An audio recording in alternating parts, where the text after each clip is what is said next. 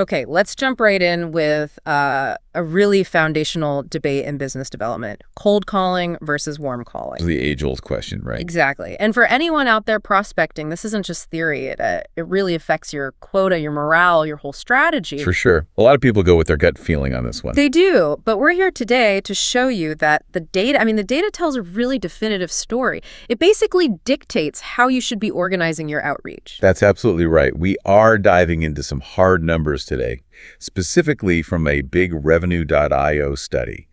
And it looked at a very specific metric, the first call conversion rate to a scheduled first meeting. Okay. So the traditional cold calling model, right? Yeah, the completely unsolicited outreach, it converts at 6%. 6%. 6%. That's the industry benchmark for that kind of high volume activity. Wow, 6%. I mean, you need a mountain of calls just to move the needle at that rate. But when we look at warm calling, the number, it shifts pretty dramatically. It doubles. Yeah. Just flat out doubles. Warm calling hits a solid 12% conversion rate on that very first contact attempt. 12%. When you're talking about scaling a sales organization, I mean, doubling your efficiency right at the top of the funnel, yeah, that's transformative. That right there, that is the gap we need to focus on. So our mission in this deep dive is for you, the business developer, to get past the labels of cold and warm. Yeah, to really understand the system. Exactly, to understand the tactical systems, the psychological triggers, and the tech you need to get that 12% conversion rate. We're going to explore modern strategies like social selling and what our sources are calling missionary prospecting to give you insights you can apply, tomorrow. And we're going to use specific frameworks, specific research to show you exactly why things like trust and patience, when they're backed by data, are now the keys to converting more leads. Okay, so let's start where most teams start, with that traditional 6% system. The sources call it mercenary prospecting. It's all about volume, right? And efficiency. It is the ultimate high-volume game. And that need for volume is driven by one simple reality: digital noise. Just getting lost in the static. Exactly. The majority of prospectors, they fail to even reach a person on the first call. You've got filters, gatekeepers, you just drowned out. The research shows you typically need 5 to 7 contact attempts. 5 to 7. Yeah, across multiple channels just to get that initial connection. So if you need that many touches, a single phone call isn't a strategy. It's a roll of the dice. You really need a dedicated strategic workflow. A multi-touch workflow. One that defines your sequence, so the order of your steps, and your cadence, which is the timing. And the sources give a great example of a modern, pretty persistent 21-day sequence. Okay, so walk us through that. What does that look like? So this sequence is designed to maximize your visibility and just get over that initial friction. Day 1 is the cold call and the voicemail. Standard stuff. Right. But day 2 is the first critical tactic. Yeah. The double touch. You send an email and a social media message. You're hitting them from 2 angles almost immediately to make sure your message cuts through. I find the inclusion of physical elements in all this really fascinating, especially now in such a digital world. If you skip ahead to day 11 in that sequence, it actually says to send a direct mail gift. Why? Why is that still a tactic in a high-efficiency system? Because it's designed to trigger a psychological principle called reciprocity bias. Okay. Sending a small, thoughtful gift, maybe a book or something personalized to their industry, it creates this unconscious sense of obligation.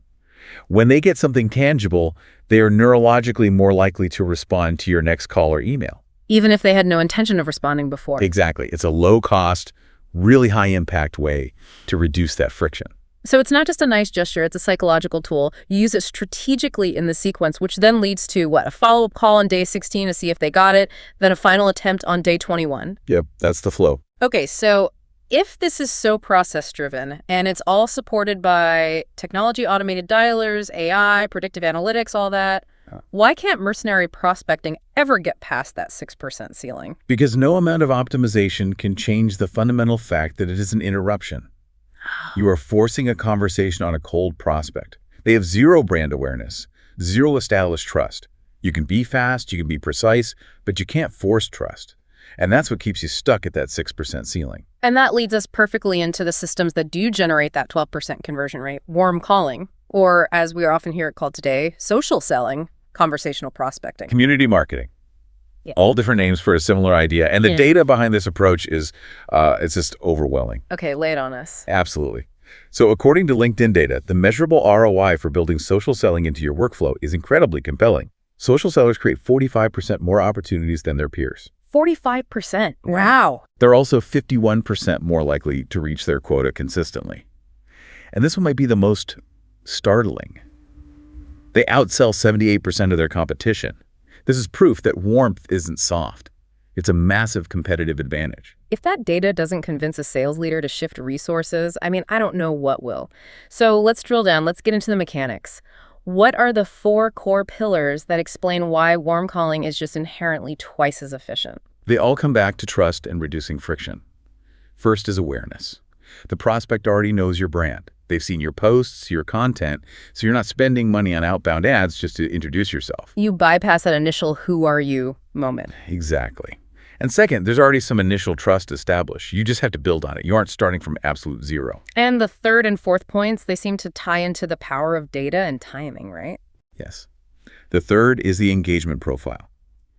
Because the prospect has interacted with your content, maybe they liked a post or downloaded a report, you now have intent signals.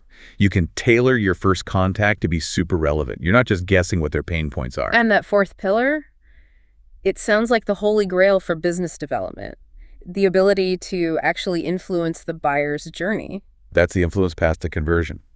When you reach them early in their activation phase, which is that moment a buyer realizes they have a problem and they start looking for solutions, you can guide the conversation. You're not just reacting. You're not just reacting to a pre-written RFP. You might even be able to shape their requirements. You're sort of co-creating the solution they need, which, drastically increases your odds of closing the deal. That idea, co-creating the solution instead of just interrupting with a pitch, that's a really profound philosophical shift. This is the difference between mercenary prospecting and what the sources call missionary prospecting, or brand ambassadorship. Missionary prospecting is guided by a North Star, which is to constantly deliver value to the prospect. You prioritize their needs. You're profoundly buyer-centric. It means you are selling out of a relationship of trust, not into a vacuum of noise. This all sounds amazing, but let's talk logistics. Trust takes patience, and patience costs time and resources. For a sales manager who's getting pushed for quarterly results, what does this level of patience actually look like in terms of activity? This is the massive and, frankly, almost shocking cost of trust. Forrester research found that the average prospect engages with brand content and prospectors an average of 27 interactions before they'll declare an intent to buy. Wait. 27. 27. That's 27 touches, 27 pieces of content consumed, 27 exposures before they finally raise their hand and say, okay, I am ready to talk seriously. 27 interactions. That number is a real gut check for any sales manager who thinks a 3-step email sequence is enough. It forces a complete operational shift. It has to. So if we accept that 27-touch reality, how does a team practically manage that kind of trust-building, buyer-centric progression across all those channels? It has to be incremental. The initial sequence is slow, it's non-salesy. It starts with the prospector just monitoring, following, liking, and commenting on the prospect's social activity. The prospect accepts the connection. Then the next step is a value exchange. Not a sales pitch. No, not at all. You invite the prospect to a piece of content, a webinar, a case study that's directly relevant to what you've seen are their interests. So you're holding off on the pitch for a long time until you've gathered enough data. Precisely. You move into the intent analysis phase. You monitor their engagement. Did they stay for the whole webinar? Did they click on your pricing page? Did they sign up for the newsletter? Only after you interpret those intent signals do you send that targeted email proposing a meeting. And I'm guessing you frame it specifically around the pain points you think you've identified through their behavior. That's it. This requires serious data management and adaptive behavior from the prospector. And this is where the NICE nurturing method becomes so essential. Nice. Okay, what's that? NICE is the framework for what we call behavior marketing or adaptive marketing. It means you're continually monitoring the prospect's needs, intent signals, channels, and behaviors. To determine the next best action. Exactly. You just can't do this manually with hundreds of leads. Okay, let's make this tangible. Give me a real-world scenario of the NICE method triggering one of those adaptive marketing actions. Okay, sure. Imagine Prospect X has been consuming your content. The system notes their behavior. They downloaded a general white paper, but then they clicked on a link to a specific competitor analysis. So their intent just shifted. It just shifted from researcher to comparison shopping. The nice automation system sees that. It bypasses the generic next blog post email and triggers a specialized action. It sends them a personalized link to an interactive ROI calculator. And a personal note. And a note asking a very specific question about their current solution. That level of responsiveness is what drives that 12% conversion. That makes perfect sense. The system is dictating the next move to maximize the impact of every single one of those 27 touches. Exactly. And automation helps manage all the omnichannel triggers. Yeah. Like an email click could automatically lead to a prompt for a social poll invitation just to keep the engagement alive. So we've covered the 6% cold approach and the much higher touch 12% warm approach. Now let's talk about the absolute fastest route to conversion, hot calling. Right. These are prospects with extremely high intent, often right near the point of purchase. And these are the most efficient. The most efficient, because the trust and the activation work is already done. They usually come from 3 key areas. Inbound leads that have been pre-qualified by a chatbot or a form, employee referrals, and third, referrals from partners or existing customers. And you mentioned sometimes even referrals from competitors. How on earth does that work? That's a process called customer printing. It sounds a little strange, but it's very strategic. If your company finds a lead that's just a bad fit, maybe they're too small or in the wrong industry for your strategy, you strategically refer them to a partner or even a friendly competitor who can serve them. And in return? In return, that partner sends you their bad fit leads that are a perfect fit for you. It's a formalized referral loop that generates these high-intent, pre-vetted hot leads.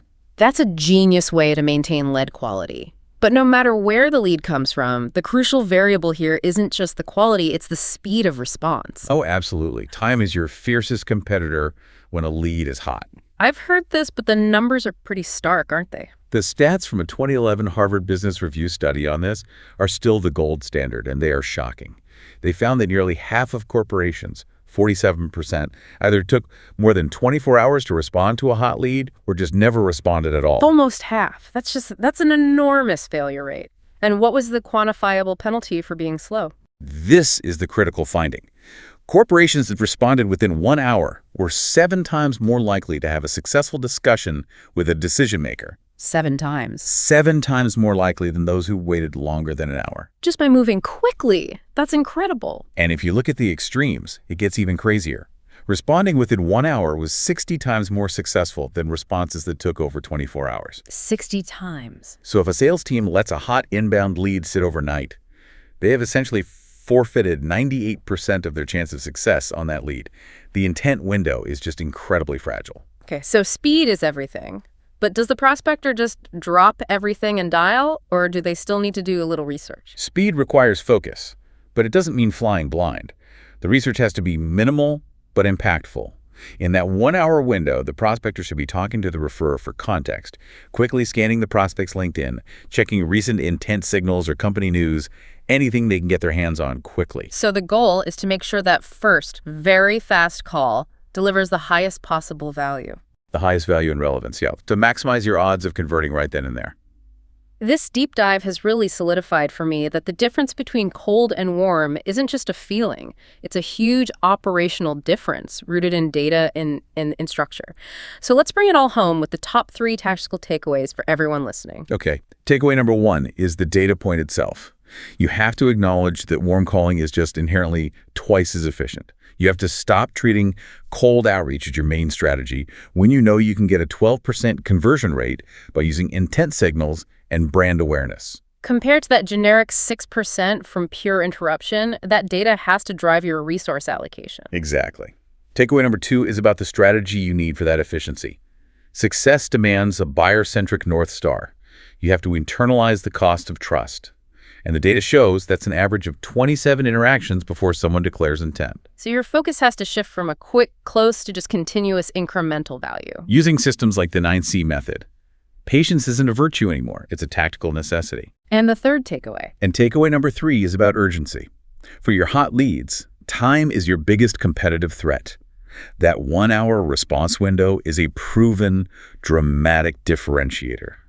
It offers up to 60 times more success than delayed outreach. Hot leads demand immediate focused action or you just lose them. You lose them. Simple as that. The reality is, if you want that 12% conversion rate, you really have to commit to missionary prospecting and the immense resource dedication it requires for all those touches. So since warm calling is so resource intensive, here's a final provocative thought for you to chew on. Okay.